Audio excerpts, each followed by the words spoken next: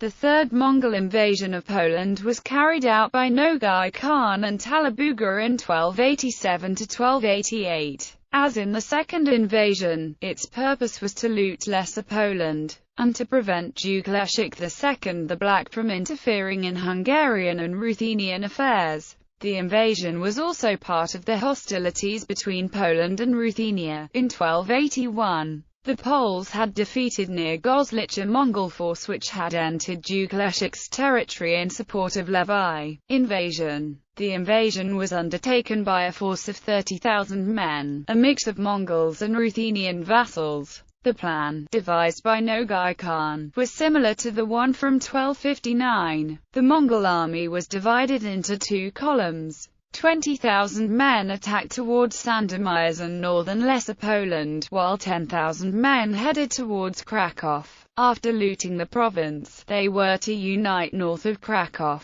Northern column. The northern column of the Mongol forces was supported by a large contingent of the Mongol vassals, Ruthenians, under Duke Mstislav of Leszek, Duke Volodymyr of Volhynia, and Duke Lev of Halich. Leszek II the Black stood opposed to the Mongols with probably 15,000 strong. Furthermore, in comparison to the second invasion, several towns and cities had been fortified. Kraków in particular was described as having a castle made entirely out of stone, and was protected by catapults and large and small crossbows. This was in sharp contrast to the first two invasions, when Krakow's citadel was made of wood. On December 7, 1287, the northern group of Mongol forces under Talabuga left a camp near Włodzimierz Wolyński, and, after bypassing Lublin, the army tried to cross the Vistula near Zawichost. Since the river was not frozen, they had to find a ford, heading southwards.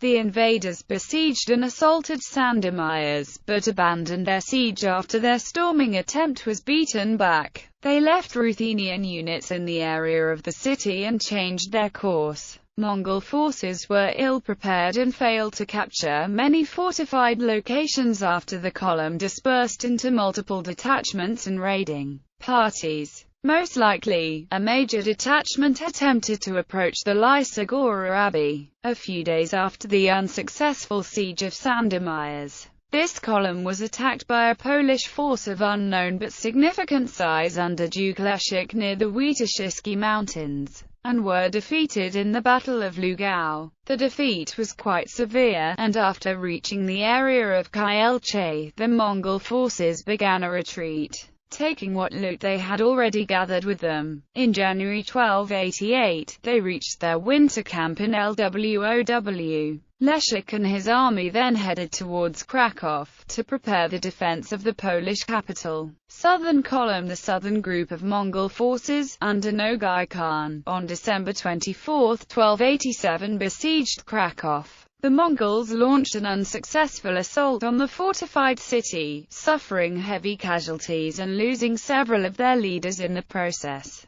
Nogai Khan decided to change plans, divide his army into multiple small units, and plunder the areas both north and south of Kraków.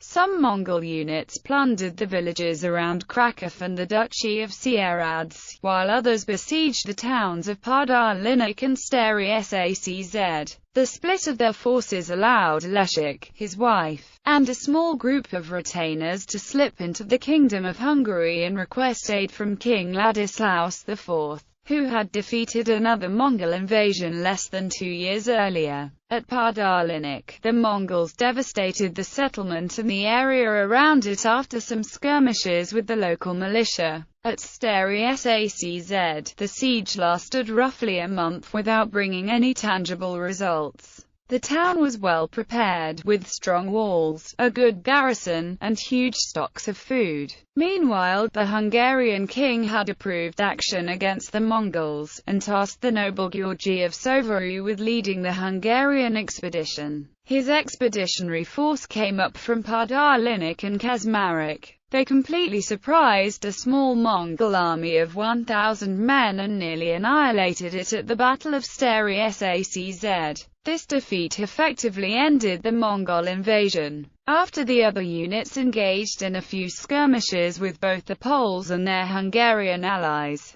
Nogai regrouped his troops and retreated from Poland with the remnants of his army. He arrived back in Ruthenia in late January 1288. Aftermath. Compared to the first two invasions, the raid of 1287/88 was short and much less devastating. The Mongols did not capture any significant cities or castles and lost a significant amount of soldiers. They also took fewer prisoners and loot than in the previous invasions.